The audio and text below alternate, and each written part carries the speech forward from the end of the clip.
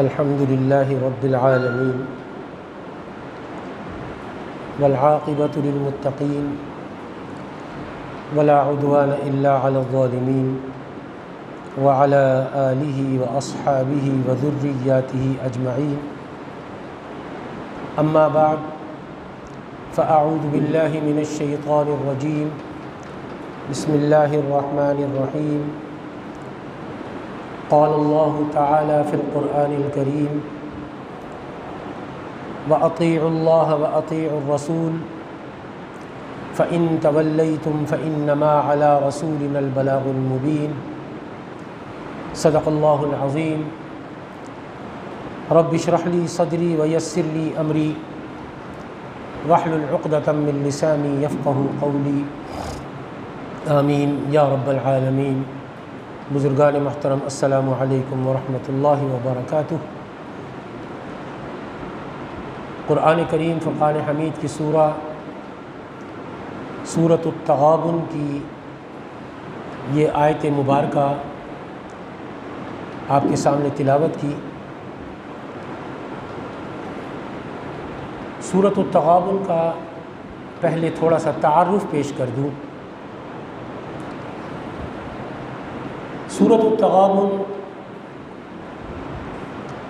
2 رکوعوں پر مشتمل ہے۔ پہلے رکوع میں 10 اور دوسرے رکوع میں 8 آیات ہیں۔ پہلے رکوع کے بھی 2 حصے ہیں۔ پہلی جو 7 آیات ہیں، ان آیات میں ایمانیات ثلاثہ کا اللہ تبارک و تعالی نے ذکر فرمایا، یعنی خبریہ انداز میں توحید، معاد اور رسالت جیسے حقائق کسی قدر وضاحت کے ساتھ اللہ تبارک و تعالی نے بیان فرمائے۔ اگلی 3 آیات آیت نمبر 8 سے 10 دعوت ایمان پر مشتمل ہے کہ ان حقائق پر ایمان لاؤ، انہیں مانو اور انہیں تسلیم کرو۔ دوسرے رکوع کی 8 آیات میں سے 5 آیات ایمان کے ثمرات و نتائج اور اس کے مضمرات پر مشتمل ہے۔ حقیقی ایمان اگر دلوں میں جاگزی ہو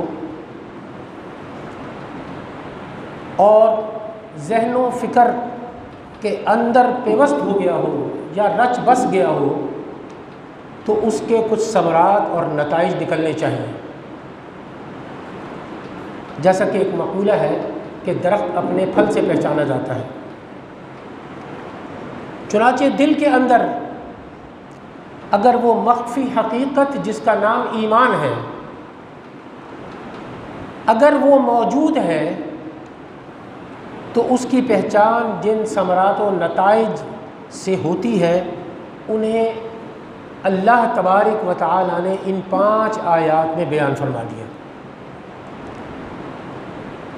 پھر آخری جو 3 آیات ہیں، ان 3 آیات میں ایمان کے تقاضوں کو پورا کرنے کی بڑی پرزور اللہ تبارک و تعالی نے دعوت دی ہے۔ دوسرے رکوع کی جو پہلی 5 آیات جن میں ایمانیات کے مضمرات کو اللہ تبارک و تعالی نے واضح کیا، ان میں سے 4 آیات کا تعلق انسان کے فکر و عمل سے ہے، یعنی ایمان حقیقی حاصل ہونے کے بعد انسان کی سوچ اور اس کے زاویہ نگاہ میں کیا انقلاب آنا چاہیے اور اس کے باطنی احساسات ان میں کیا تبدیلی آنی چاہیے۔ جب اس نے اللہ کو مانا تو اسے اللہ کی رضا پر راضی رہنا چاہیے،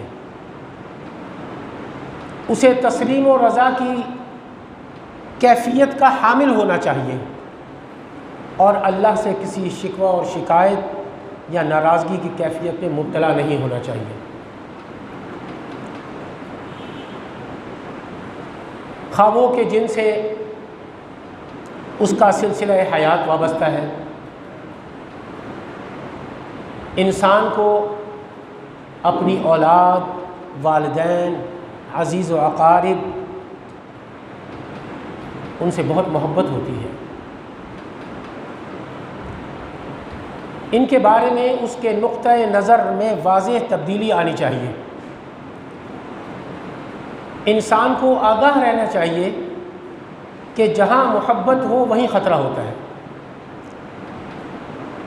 اپنی اولاد، والدین، عزیز و اقارب، بیویوں کو شوہر سے، شوہر کو بیویوں سے جو طبعی محبت ہے، یہی در حقیقت خطرے کی علامت ہے۔ یہ محبت اگر ایک حد کے اندر ہے، یعنی اللہ کی محبت کے تابع رہے اگر یہ محبت، تو صحیح ہے، یہ درست ہے۔ لیکن اگر یہ اس حد سے بڑھ جائے تو انسان کی عاقبت برباد ہو جاتی ہے۔ یہ ہے نقطۂ نظر کی وہ تبدیلی جو ایمان کا تقاضا ہے، یعنی مال و اسباب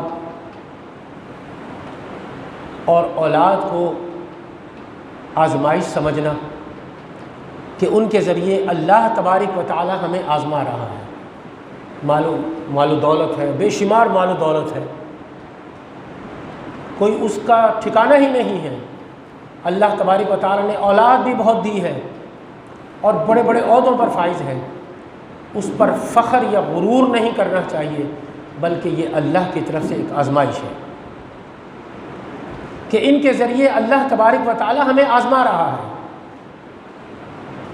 چنانچہ ان 5 آیات میں سے جو 4 آیات ہیں، انسان کے فکر و نظر کی تبدیلی کے بیان پر مشتمل ہے، جبکہ صرف ایک آیت جو ہے وہ عمل سے متعلق ہے۔ یہی وہ آیت ہے جو آج ہماری گفتگو کا مرکز اور محور ہے، جس کا میں نے ابتدا میں جس کی میں نے تلاوت کی۔ اللہ تبارک و تعالیٰ نے ارشاد فرمایا کہ وَأَطِيعُوا اللَّهَ وَأَطِيعُوا الرَّسُولَ فَإِن تَوَلَّيْتُمْ فَإِنَّمَا عَلَىٰ رَسُولِنَا الْبَلَاغُ الْمُبِينُ، اور اطاعت کرو اللہ کی اور اطاعت کرو اس کے رسول صلی اللہ علیہ وآلہ وسلم کی۔ پھر اگر تم روگردانی کرو گے تو جان لو کہ ہمارے رسول صلی اللہ علیہ وآلہ وسلم پر سوائے پہنچا دینے کے کوئی ذمہ داری نہیں۔ رسول صلی اللہ علیہ وآلہ وسلم کی ذمہ داری اللہ کے احکام پہنچا دینا ہے، امت تک پہنچا دینا ہے۔ اس کے بعد ان احکام پر عمل کرنا سراسر ہماری ذمہ داری ہے۔ رسول اللہ صلی اللہ علیہ وآلہ وسلم نے اپنی ذمہ داری پوری کر دی، اللہ کا پیغام امت تک پہنچا دیا۔ امت کو اللہ کا پیغام قرآن اور سنت کی روشنی میں نبی مکرم صلی اللہ علیہ وآلہ وسلم نے پہنچا دیے۔ اب ہماری ذمہ داری ہے کہ ہم اس پیغام کو امت کے دوسرے حصوں تک پہنچائیں، دوسرے لوگوں تک پہنچائیں، دوسری امتوں تک پہنچائیں جہاں یہ پیغام نہیں پہنچا، اور اس کی جواب دہی بھی ہمیں خود ہی کرنی ہے۔ جس طرح ایمانی حقائق تو اپنی جگہ اٹل ہے، کوئی مانے تب بھی اور کوئی نہ مانے تب بھی، لیکن انہیں ماننے میں ہماری فلاح و کامیابی ہے۔ اسی طرح اللہ کے احکام تو اپنی جگہ برحق ہیں، اللہ کے احکام اپنی جگہ برحق ہیں، واجب التعمیل ہیں، لیکن ہمیں ان پر عمل کرنے یا کرنے کا اختیار دے دیا گیا۔ اگر تم ان پر عمل کرو گے تو میں تمہاری فلاح و نجات، تو اس میں تمہاری فلاح و نجات اور اللہ کی رضا ہے۔ اگر نہیں عمل کرو گے تو پھر دیکھ لیں تمہارا راستہ کون سا ہے، لکم دینکم ولی دین۔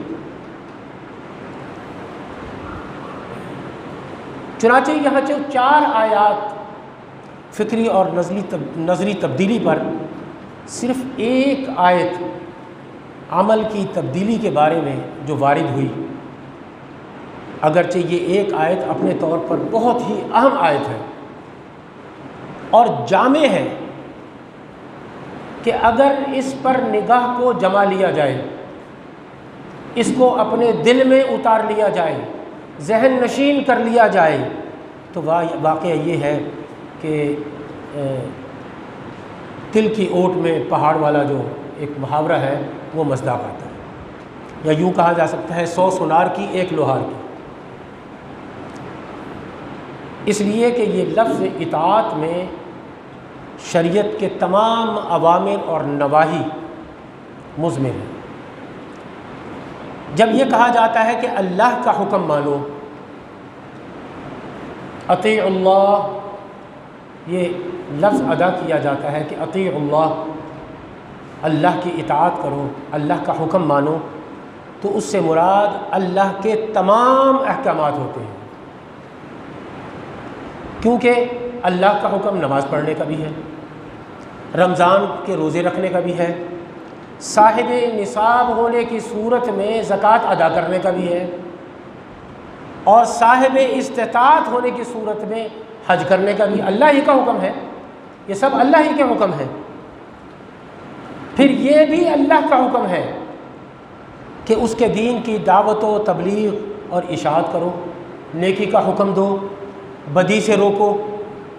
یہ بھی اللہ کا حکم ہے کہ حلال کو حلال جانو، حرام کو حرام جانو، حلال پر قناعت کرو، حرام سے اجتناب کرو۔ یہ بھی اللہ کا حکم ہے کہ دین کے لیے جہاد کرو، کلمہ حق کہو، عدل و قسط پر قائم رہو، انصاف کرو۔ یہ بھی اللہ کا حکم ہے۔ اور پھر یہ کہ اس کے لیے جان اور مال کھپاؤ، یہ بھی اللہ کا حکم ہے۔ اور اگر ضرورت پڑے تو نقد جان ہتھیلی پر رکھ کر میدان میں آ جاؤ، یہ بھی اللہ کا حکم ہے۔ یہ سب احکام ہی تو ہے، لیکن ہمارا المیہ یہ ہے، یہ سارے احکام اللہ ہی کے احکام ہیں، لیکن ہمارا المیہ یہ ہے کہ قرآن میں جہاں اللہ کے حکم ماننے کی بات ہوتی ہے تو ہمارا ذہن نماز، روزہ، حج اور زکوٰۃ کی طرف چلا جاتا ہے،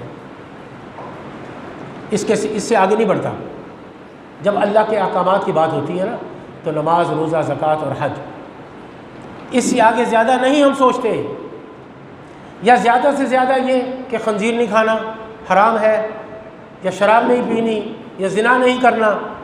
اس سے آگے اللہ کا کوئی حکم ہمارے سامنے ہوتا ہی نہیں۔ ہمارے عمل کا جو سارا فساد پیدا ہوا، اس کی سب سے بڑی وجہ تو ایمان کا فقدان ہے۔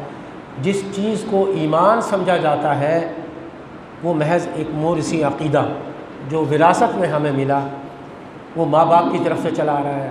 ہمارے ماں باپ مسلمان تھے، ہمارے دادا مسلمان تھے، ہماری پردادا مسلمان تھے، اور اس سے پہلی نسلیں مسلمان تھے۔ یہ ایک وراثت میں ہمیں یہ عقیدہ ملتا چلا آ رہا ہے، تو ہم ایمان کو اتنا ہی سمجھ بیٹھے۔ حقیقی ایمان کا حال تو یہ ہے کہ ڈھونڈ اب اس کو چراغ زیبا لے کر، چراغ رخ زیبا لے کر، شاید کہیں نظر آ جائے۔ پھر یہ کہ جہاں ایمان کچھ موجود بھی ہے وہاں فرائض کا تصور محدود ہے، اور سارے کا سارا ایمانی جوش و جذبہ انہی عبادات کے اندر پورا کیا جاتا ہے۔ جو ایمانی جذبہ ترقی کرتا ہے تو انسان فرائض کے بعد مستحبات، نوافل میں آگے بڑھتا چلا جاتا ہے، لیکن وہ یہ نہیں سوچتا کہ اللہ تبارک و تعالیٰ کے احکامات سب کے سب برابر ہیں، تمام احکامات اللہ کے برابر ہیں۔ اللہ کا حکم جس طرح زنا اور شراب کی حرمت کا ہے، خنزیر کی حرمت کا ہے، اس سے کہیں بڑھ کر سود کی حرمت کا ہے۔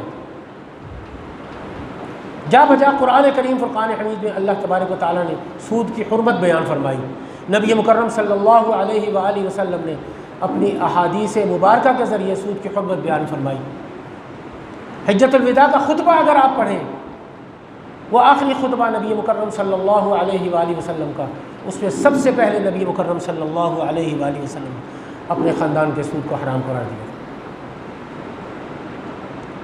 مکمل حرام قرار دے دیا تھا سود کو۔ اور اگر یہ اللہ کے احکام میں کہیں اپنی پسند اور مرضی یا اپنی سہولت اور مصلحت کی خاطر ذرا سی بھی تفریق اور تقسیم کر لیں تو اس طرز عمل کے لیے قرآن کریم فرقان حمید میں سخت وعید اللہ تبارک و تعالیٰ نے بیان فرمائی ہے کہ ہم اپنی مرضی سے احکامات میں رد و بدل کر لیں، کہ جو ہمیں آسان لگے وہ کام کر لیں، جو ہمیں ذرا مشکل لگے اس کو ذرا چھوڑ دیں۔ تو اللہ تبارک و تعالیٰ نے قرآن کریم فرقان حمید میں سخت وعید بیان فرمائی۔ سورۃ البقرہ میں فرمایا کہ افتؤمنون ببعض الکتاب وتکفرون ببعض فما جزاء من يفعل ذلك منكم الا خزي في الحياة الدنيا ويوم القيامة يردون الى اشد العذاب وما الله بغافل عما تعملون۔ صدق اللہ العظیم۔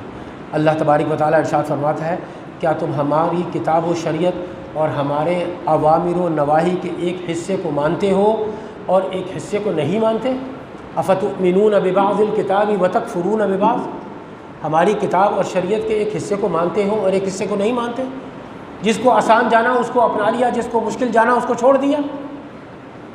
اللہ تبارک و تعالیٰ فرماتا ہے من یفعل ذلک منکم الا خزی فی الحیاۃ الدنیا، اور ہمارے اوامر و نواہی کے ایک حصے کو مانتے ہو اور ایک حصے کو نہیں مانتے تو کوئی سزا نہیں ہے اس کی جو تم میں سے یہ روش اختیار کرے سوائے اس کے کہ اسے دنیا میں ذلیل و خوار کر دیا جائے،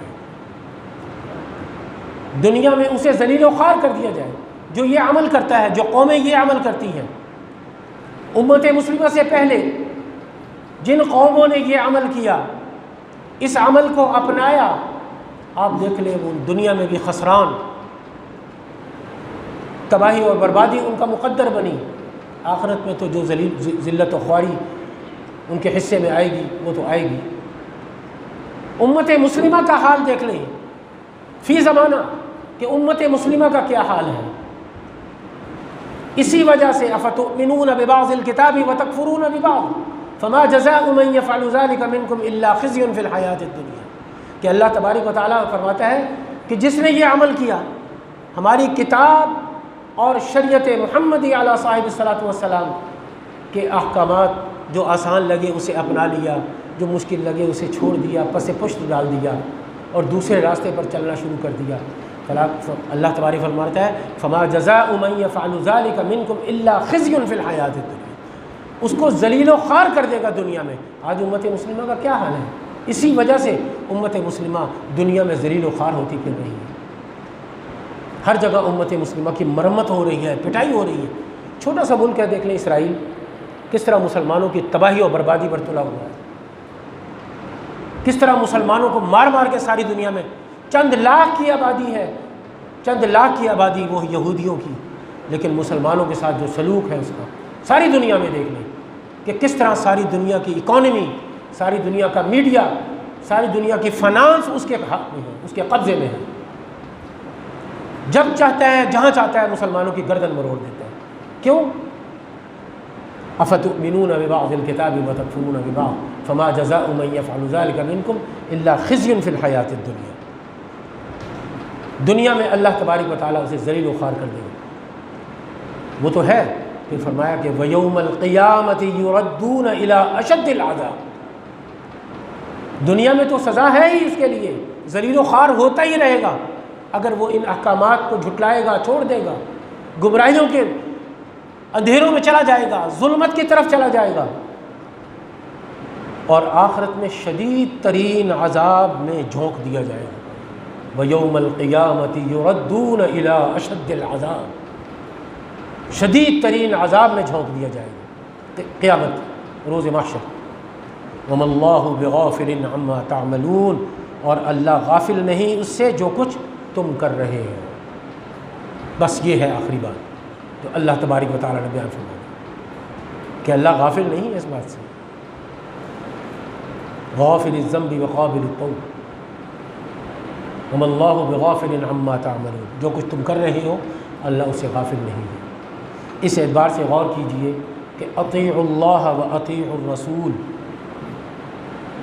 کتنا چھوٹا سا جملہ ہے کہنے کو، چھوٹا سا جملہ ہے نا، اطیع اللہ ایک جملہ ہے، و اطیع الرسول تھوڑا دوسرا جملہ ہے، اطیع اللہ و اطیع الرسول، دو چھوٹے چھوٹے جملے ہیں، لیکن ان میں ایک قیامت مضمر ہے، یہ بات یاد رکھیے۔ واقعی یہاں یہ ہے، تل کی اوٹ میں پہاڑ، شریعت کے تمام اوامر اور نواہی اور تمام ذمہ داریوں کا ذکر ان الفاظ میں اللہ تبارک و تعالیٰ نے کر دیا، بیان فرما دیا۔ وَأَطِيعُوا اللَّهَ وَأَطِيعُوا الرَّسُولَ، اور اطاعت کرو اللہ کی اور اطاعت کرو رسول اللہ صلی اللہ علیہ وآلہ وسلم، اور اس کے ساتھ ہی بڑے استغنا کے انداز میں اللہ تبارک و تعالیٰ نے یہ بھی فرما دیا کہ اگر تم نے روح گردانی کی، پیٹھ دکھائی، اغراض کیا، انکار کیا، تو اس میں اللہ کا تو کوئی نقصان نہیں ہے، اللہ کا کوئی نقصان نہیں ہے اس میں، نہ اس کے رسول کا کوئی نقصان ہے صلی اللہ علیہ وآلہ وسلم۔ اگر تم یہ سمجھ رہے ہو کہ یہ تم اللہ کے احکامات کو جھٹلا دو گے، پس پشت ڈال دو گے، گمراہیوں کی طرف چلا جاؤ گے، تو کوئی اللہ کو نقصان ہو جائے گا یا اس کے رسول صلی اللہ علیہ وآلہ وسلم کو کوئی نقصان ہوگا، تو اللہ تبارک و تعالیٰ فرماتا ہے کہ نہ میرا نقصان ہے نہ رسول کا نقصان، نقصان تمہارا اپنا ہی ہے۔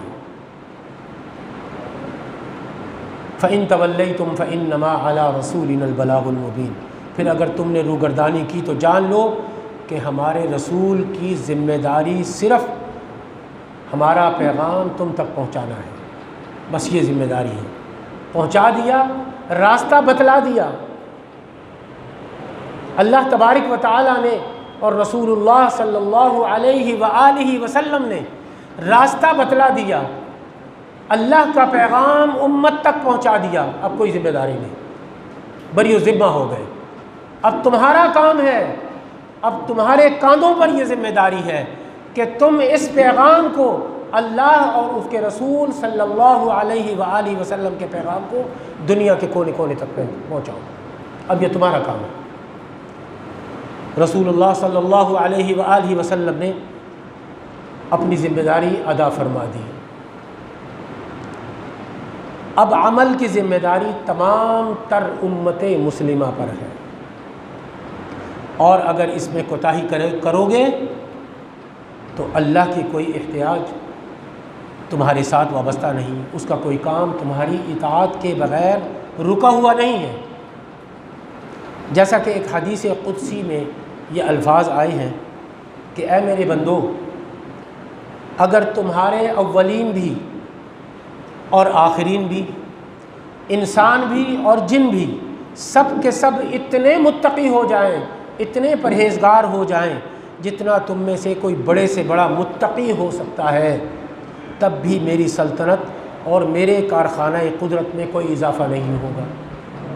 اور اگر تمہارے اولین و آخرین، جن و انس، سب کے سب ایسے ہو جائیں جتنا کہ تم میں سے کوئی زیادہ سے زیادہ سرکش اور نافرمان ہو سکتا ہے، تب بھی میری سلطنت میں کوئی کمی نہیں آ سکتی۔ یہ حدیث حضرت ابو ذر غفاری رضی اللہ تعالیٰ عنہ سے مروی ہے اور صحیح مسلم میں موجود ہے۔ معلوم ہوا کہ اللہ تو غنی ہے، یا ایھا الناس انتم الفقراء الی اللہ واللہ هو الغنی الحمید، تو ہم تو فقیر ہیں، انتم الفقراء الی اللہ، اللہ کے سامنے فقیر ہیں، واللہ هو الغنی الحمید، اللہ تو غنی ہے۔